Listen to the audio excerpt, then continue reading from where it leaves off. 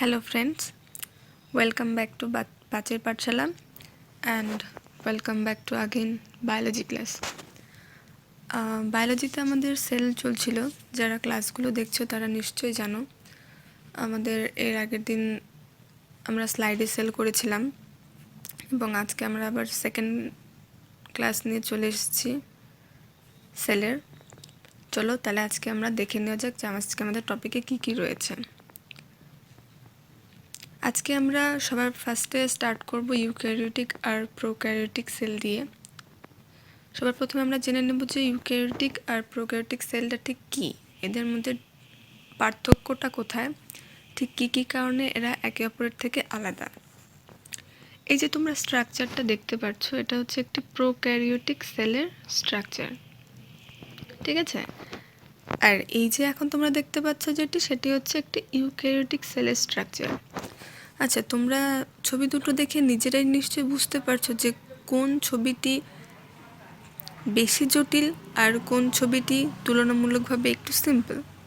হ্যাঁ, আমরা দেখেই বুঝতে পারছি যে এখানে প্রোক্যারিওটিক সেলটি কম্পারেটিভলি অনেকটা সিম্পল ইউক্যারিওটিক সেলের তুলনায়। ইউক্যারিওটিক সেলে এখানে অনেক কিছু থাকে, এই যেমন এখানে আছে নিউক্লিয়াস, এখানে আছে আমাদের গলগি অ্যাপারেটাস, এখানে আছে আমাদের মাইটোকন্ড্রিয়া, বাট প্রোক্যারিওটিক সেলে সেরকম কিছু নেই।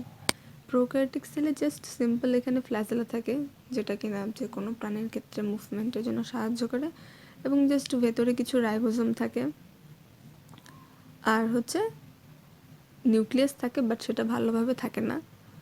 আর নিউক্লিয়ার যেটা থাকে, যেটা কিনা আমাদের জেনেটিক মেটেরিয়াল, সেটাও খুব একটা ভালোভাবে সজ্জিত থাকে না। যে ডিএনএটা এখানে নিউক্লিয়ার, যেটা কিনা হচ্ছে আমাদের নগ্ন অবস্থা থাকে। ডিএনএ হচ্ছে নিউক্লিয়ার, যেটা হচ্ছে আমাদের এখানে নগ্ন অবস্থা থাকে। বাট ইউক্যারিওটিক সেলের ক্ষেত্রে প্রত্যেকটা জিনিসই খুব ভালোভাবে এবং সুষ্ঠুভাবে সজ্জিত থাকে, ঠিক আছে। এটুকু বুঝতে পারছো তোমরা? চলো দেখে নেওয়া যাক এখন আমাদের প্রোক্যারিওটিক আর ইউক্যারিওটিক সেলের মধ্যে ঠিক কী কী ডিফারেন্সিয়েট আছে এবং এদের প্রত্যেকটির আলাদা আলাদাভাবে কিছু বৈশিষ্ট্য। আমাদের ফার্স্টেই আছে প্রোক্যারিওটিক। প্রোক্যারিওটিকের বাংলা সবাই জানো যে আদিম কোষ, আর ইউক্যারিওটিক সেল মানে হচ্ছে উন্নত প্রজাতির কোষ। Prokaryotic cell represented by bacteria, blue-green algae, mycoplasma and PPLO. PPLOর ফুল ফর্ম হচ্ছে প্লিউরোনিউমোনিয়া লাইক অর্গানিজমস। তার মানে হচ্ছে, মানেটা কি, প্রোক্যারিওটিক কোষগুলো বিভিন্ন ধরনের ব্যাকটেরিয়া, নীলাভ সবুজ শৈবাল, মাইকোপ্লাজমা এবং কিছু পিপিএলও এই ধরনের প্রাণীর মধ্যে দেখা যায়, ঠিক আছে। আর ইউক্যারিওটিক সেলের ক্ষেত্রে কি বলেছে, it includes all Protista, plants, animals and fungi. এরা কিছু ছত্রাক, উদ্ভিদ, প্রাণী এবং প্রোটিস্টা শ্রেণীর প্রাণীর মধ্যে ইউক্যারিওটিক টাইপের সেল দেখা যায়। এরপর আমাদের second point, prokaryotic cell. The cell size is usually small. আমরা এর কিছুক্ষণ আগেই ছবিতে দেখেছি প্রোক্যারিওটিক আর ইউক্যারিওটিক সেলের দুটো ইমেজ, সেখান থেকে আমরা বুঝতে পেরেছি যে প্রোক্যারিওটিক সেলের সাইজটি অবভিয়াসলি ইউক্যারিওটিক সেলের তুলনায় অনেকটা বেশি ছোট থাকে। এই যে আর এখানে বলেছে the cell size is comparatively larger, মানে ইউক্যারিওটিক সেলের ক্ষেত্রে কোষটা তুলনামূলকভাবে প্রোক্যারিওটিক সেলের থেকে বড় থাকে, ঠিক আছে। আমাদের third point, nuclear region is poorly defined due to absence of nuclear envelope. আমরা ইমেজটা দেখে বলেছিলাম যে প্রোক্যারিওটিক সেলের ক্ষেত্রে নিউক্লিয়াসটা খুব ভালোভাবে থাকে না, সেই নিউক্লিয়াসটার কোনো নিউক্লিয় এনভেলপ থাকে না, মানে কোনো নিউক্লিয় পর্দা থাকে না।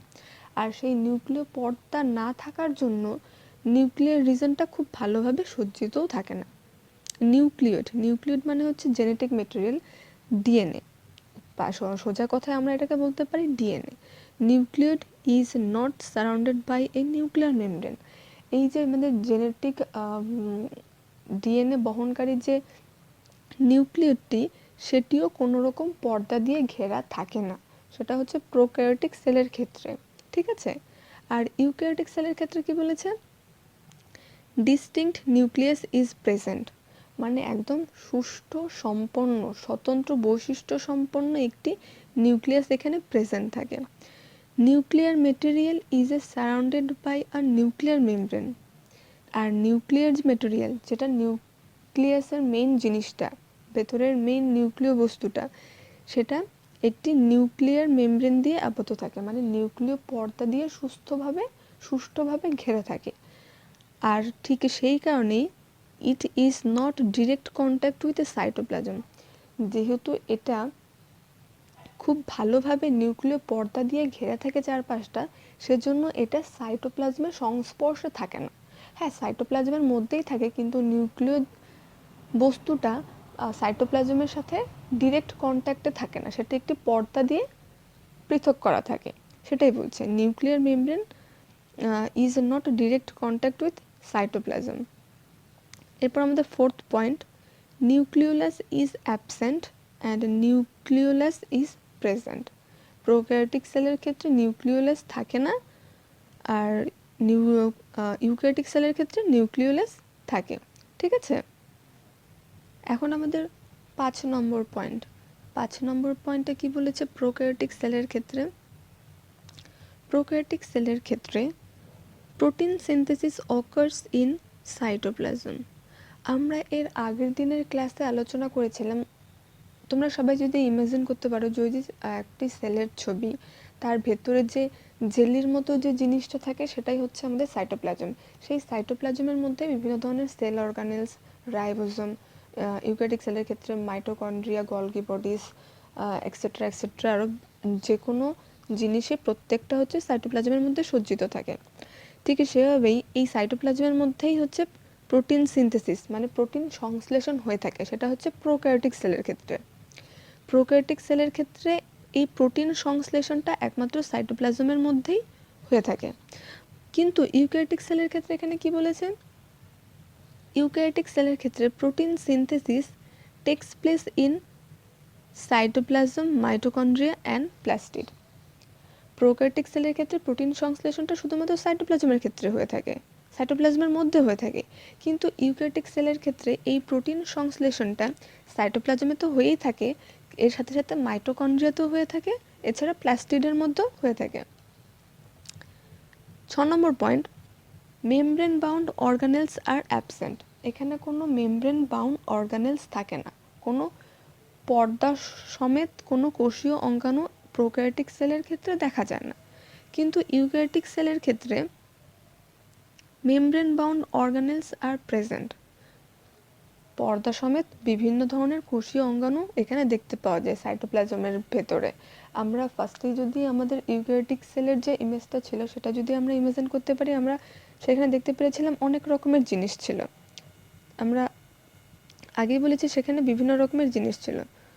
তোমাদের ছবিটা যদি আরেকবার দেখিয়ে দিতে পারি, এখান থেকে এই যে তোমরা দেখতে পাচ্ছ ইউক্যারিওটিক সেল। ঠিক আছে, এই যে ইউক্যারিওটিক সেলের এখানে বিভিন্ন ধরনের জিনিস আছে, এখানে নিউক্লিয়াস আছে, এখানে গলগি অ্যাপারেটাস আছে, এখানে আমাদের এন্ডোপ্লাজমিক রেটিকুলাম, মাইটোকন্ড্রিয়া, আর বিভিন্ন রকমের প্লাস্টিড, আরও অনেক জিনিস আছে। ঠিক আছে, সেটার কথা এখানে বলেছে যে মেমব্রেন বাউন্ড সেল অর্গানেলস আর প্রেজেন্ট। যেমন এখানে কি কি এক্সাম্পল দেওয়া আছে, mitochondria, plastid, endoplasmic reticulum, Golgi apparatus, lysosome, etcetera. এখন 6 নম্বর পয়েন্ট, এটা খুব ইম্পর্টেন্ট, অনেক সময় এক্সামে দিয়ে দেয়। রাইবোজোমস আর অফ 70S টাইপ। রাইবোজোম এমন একটা কোষীয় অঙ্গাণু যেটা কিনা প্রোক্যারিওটিক সেলের ক্ষেত্রেও থাকে, আর এদিকে আমাদের ইউক্যারিওটিক সেলের ক্ষেত্রেও থাকে। দুটো কোষেই থাকে রাইবোজোম, কিন্তু তার মধ্যে এদের মধ্যে কিছুটা তফাৎ থাকে। প্রোক্যারিওটিক সেলের ক্ষেত্রে রাইবোজোমটা হচ্ছে 70S টাইপ, মানে রাইবোজোমের যে আকারটা থাকে সেটাকে ওখানে বলা হয়ে থাকে 70S টাইপ রাইবোজোম। কিন্তু ইউক্যারিওটিক সেলের ক্ষেত্রে যে রাইবোজোমটি থাকে সেটি হচ্ছে 80S টাইপ। ঠিক আছে, বেশিরভাগ ক্ষেত্রে 80S টাইপটা থাকে, বাট এইখানে ইউক্যারিওটিক সেলের ক্ষেত্রেও একটু এক্সেপশন আছে। সেখানে হচ্ছে 70S টাইপ রাইবোজোমও দেখা যায়, সেটা শুধুমাত্র দেখা যায় মাইটোকন্ড্রিয়া আর প্লাস্টিডের মধ্যে।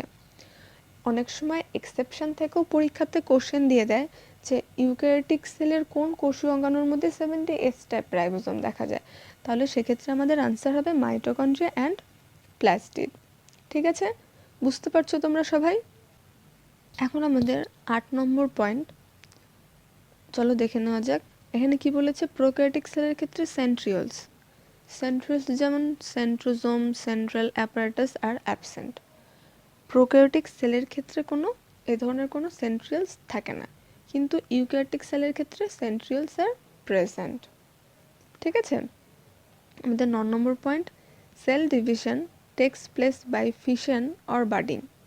মানে প্রোক্যারিওটিক সেলের ক্ষেত্রে কোষ বিভাজনের পদ্ধতি হচ্ছে ফিশন এবং বাডিং, কিন্তু ইউক্যারিওটিক সেলের ক্ষেত্রে কোষ বিভাজনের পদ্ধতি হচ্ছে cell division takes place by mitosis and meiosis. ঠিক আছে, তোমরা নিশ্চয়ই এটুকু প্রোক্যারিওটিক আর ইউক্যারিওটিক সেলের সমস্ত জিনিসটুকু বুঝতে পেরেছো আশা করছি আমি। তারপর এখন আমরা তাহলে এর নেক্সট পার্টে চলে যাই। আর তোমাদের কারোর যদি এই পয়েন্টগুলোর মধ্যে কোথাও কিছু বুঝতে অসুবিধা থাকে তোমরা অবশ্যই কমেন্ট করে জানাবে। ঠিক আছে, চলো দেখে নেওয়া যাক আমাদের নেক্সট পার্ট কি আছে। হ্যাঁ, এখন আমাদের এসছে হোয়াট ইজ সেল মেমব্রেন, মানে হচ্ছে সেল মেমব্রেন কি। ঠিক আছে, চলো দেখে নেওয়া যাক সেল মেমব্রেন কি কি বলছে আমাদের। Cell membrane or plasma membrane is a biological membrane that separates the interior of cell from the outside environment. ঠিক আছে, তাহলে জিনিসটা কি ভালোভাবে বোঝার চেষ্টা করো এখান থেকে। সেল মেমব্রেন, প্রথমত সেল মেমব্রেনকে প্লাজমা মেমব্রেনও বলা হয়ে থাকে, দুটো নাম একই জিনিস। ঠিক আছে, এটা হচ্ছে একটি বায়োলজিক্যাল মেমব্রেন, একটি জীবজ পর্দা দ্যাট সেপারেটস, যেটা কিনা আলাদা করে দ্য ইন্টেরিয়র সেলস, অভ্যন্তরীণ কোষকে, ফ্রম দ্য আউটসাইড এনভায়রনমেন্ট, বাইরের পরিবেশ থেকে। ঠিক আছে, তাহলে হচ্ছে cell membrane or plasma membrane হচ্ছে এমন একটি জীবজ পর্দা যেটা কিনা কোষের ভেতরের বস্তুগুলোকে কোষের বাইরের পরিবেশ থেকে আলাদা করে। আমাদের শরীরের ভেতরে, মানুষের শরীরের ভেতরে অনেক রকমের কোষ থাকে, কোষগুলি বাইরের শরীরের বিভিন্ন ধরনের অংশ থেকে ভেতরের অংশগুলো আলাদা করে থাকে হচ্ছে সেল মেমব্রেনটা। ঠিক আছে, এখন তাহলে নেক্সট পার্ট আমরা দেখে নিই। It is the outer covering of animal cell. ঠিক আছে, প্রাণী কোষের ক্ষেত্রে এটাই হচ্ছে একদম শেষ পর্দা, এর কোষের সর্বশেষ পর্দাই হচ্ছে cell membrane. Cell membrane consists of lipid bilayer including cholesterol. Cell membrane হচ্ছে লিপিডের বাইলেয়ার, মানে লিপিডের দ্বিস্তরীয় আবরণ দ্বারা গঠিত থাকে এবং এর ভেতরে কোলেস্টেরলও দেখতে পাওয়া যায়। তার মানে এটা হচ্ছে একটি লিপিড বাইলেয়ার, দ্বিস্তরীয় লিপিড বস্তু দিয়ে গঠিত সেল মেমব্রেন কনসিস্ট। ঠিক আছে, সেল মেমব্রেনটা হচ্ছে একটি লিপিডের দ্বিস্তরীয় স্তর দিয়ে গঠিত এবং তার ভেতরে কোলেস্টেরলও দেখতে পাওয়া যায়।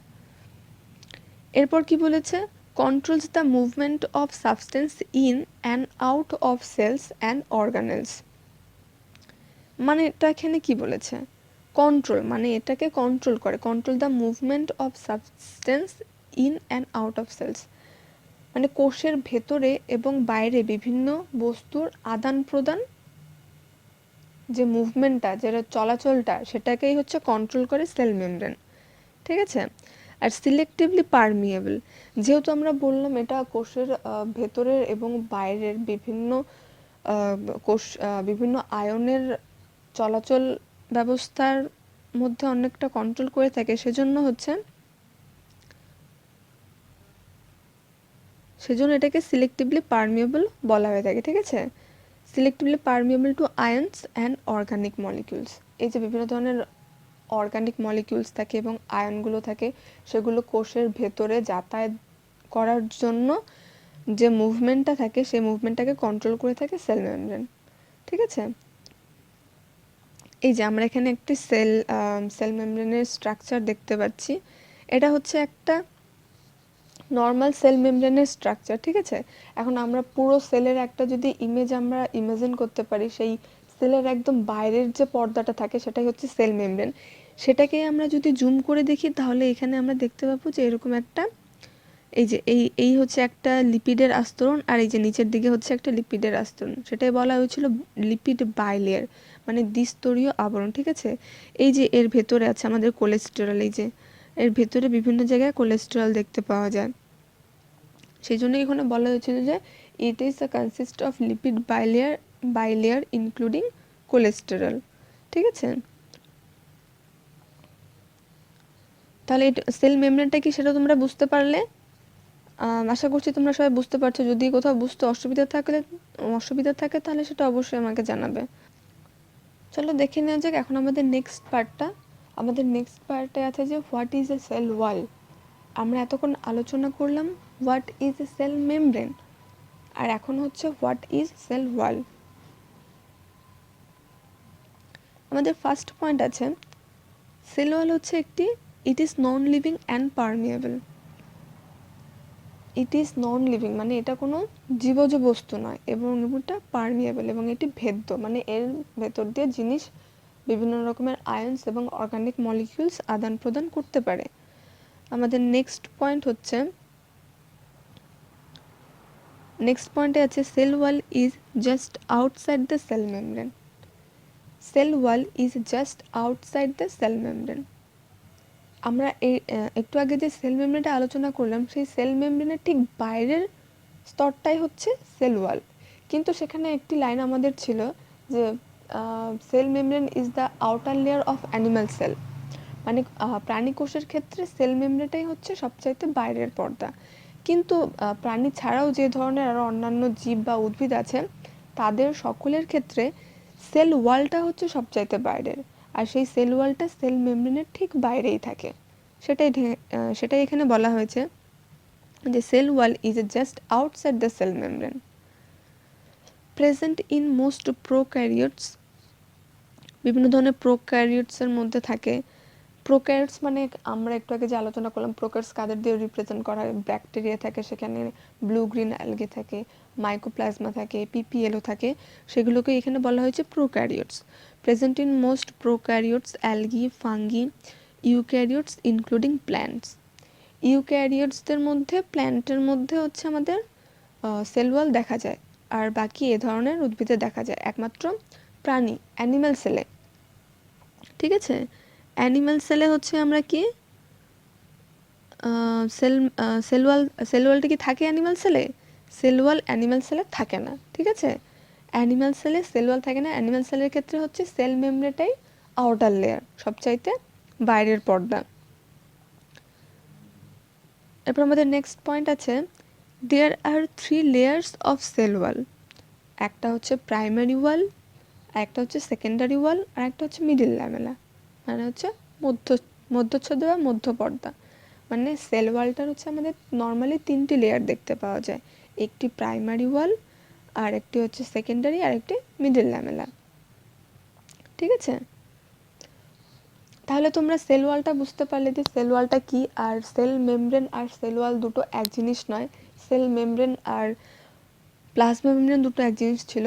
সেল ওয়ালটা হচ্ছে সেল মেমব্রেনের পরে থাকে, কিন্তু প্রাণী কোষের থাকে না, অ্যানিম্যাল সেলে থাকে না।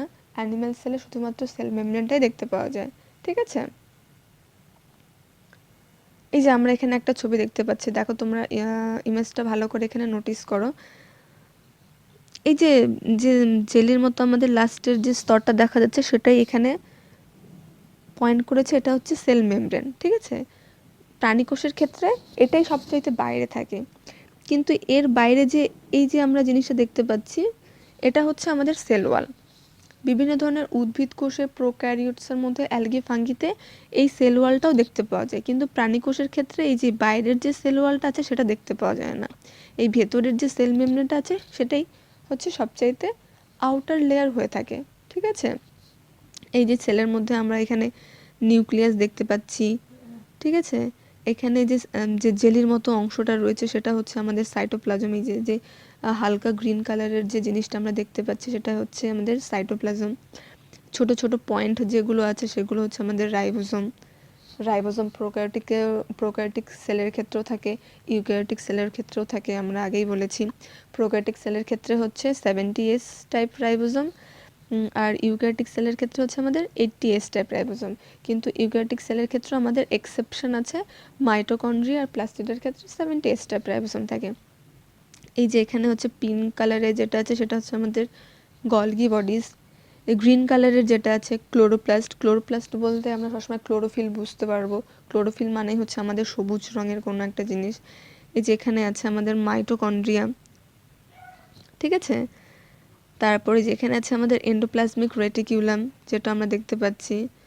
তারপরে এই যে এটা তো আমাদের গলগি অ্যাপারেটাস, সেটা আমরা বললামই। আর এছাড়াও বিভিন্ন রকমের যে ভ্যাকুল মানে হচ্ছে গহ্বর, এই যে, ঠিক আছে। ভ্যাকুলটা তোমরা বোঝার চেষ্টা করো, এই যে এখানে ভ্যাকুলটা আছে মানে হচ্ছে গহ্বর। সেখানে বিভিন্ন রকমের ভ্যাকুলসও দেখতে পাওয়া যায় একটি সেলের মধ্যে। ঠিক আছে ফ্রেন্ডস, তোমাদের আজকের ক্লাসটি কেমন লাগলো সেটা অবশ্যই তোমরা কমেন্ট করে জানিও।